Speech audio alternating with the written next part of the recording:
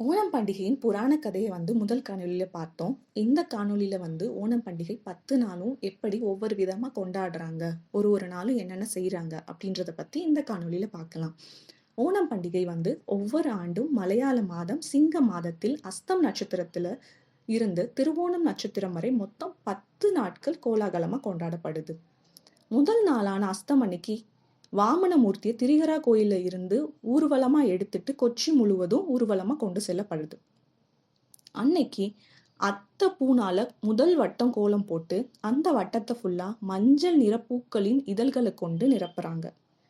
2ஆம் நாளான சித்திரை அன்னைக்கு பலவிதமான இசை மற்றும் கலை நிகழ்ச்சிகள் நடத்தப்படுது. பூக்கோலத்துல 2வது மற்றும் 3வது வட்டம் வரைஞ்சு அன்னைக்கு ஆரஞ்சு மற்றும் மஞ்சள் நிற இதழ்களால அதன்னைக்கு நிரப்புறாங்க. சுவாதி 3வது நாளான சுவாதி நட்சத்திரம் அன்னைக்கு சோடி அப்படின்ற சுவாதி நட்சத்திரம் அன்னைக்கு பூக்கோளத்தில் 3வது வட்டம் வரையப்படுது. அன்னைக்கு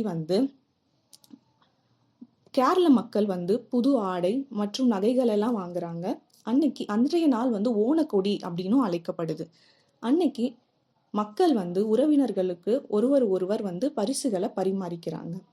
4வது நாளான விசாகம் அன்னைக்கு ஓணம் விருந்திற்கு தேவையான எல்லா பொருட்களை சேகரிக்கிறது, உடன் பல இனிப்பு வகைகள் எல்லாம் செய்ய ஆரம்பிக்கிறது, அந்த வேலைகள் எல்லாம் செய்ய ஆரம்பிக்கிறாங்க.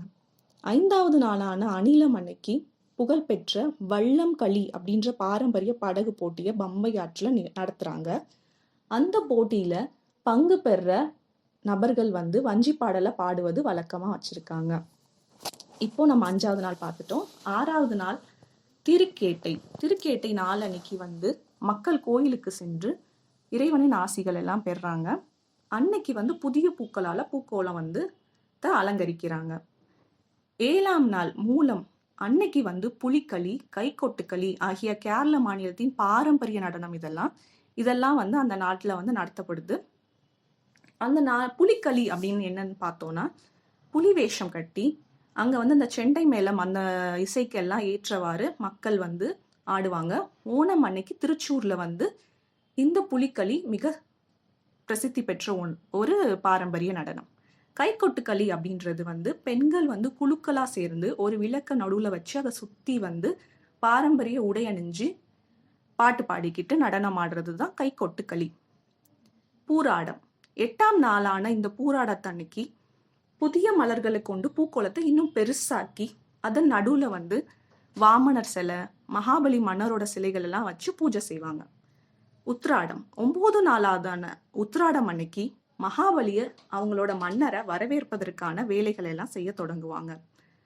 திருவோணம் மிக முக்கியமான ஓணங்கள்லயே மிக முக்கியமான 10வது நாளான திருவோணம் நாள்ல தான் தங்கள் மன்னரை வரவேற்கிறதுக்காக மக்கள் எல்லாம் மாவிலை, விளக்கு, பூக்கள்லாம் வச்சு வீடு வாசல் எல்லாம் அலங்கரிக்கிறாங்க. பெரிய அளவுல ஓணம் சத்யா ஏற்பாடு செய்யப்பட்டு படைக்கப்பட்டு உறவினர்கள் மற்றும் நண்பர்களுக்கு எல்லாம் அளிக்கப்படும். இவ்வாறு ஒவ்வொரு நாளும் ஒவ்வொரு விதமா மக்கள் இந்த பண்டிகையை ரொம்ப கோலாகலமாகவும் விமர்சையாகவும் கொண்டாடுறாங்க. இதோட இந்த காணொளி முடியுது. இனி வரும் காணொளியில வேற ஒரு பதிவோட உங்களை சந்திக்கிறேன். நன்றி. இந்த பதிவு உங்களுக்கு பிடிச்சிருந்துச்சுன்னா இந்த சேனலை சப்ஸ்கிரைப் பண்ண மறக்காதீங்க. மிக்க நன்றி.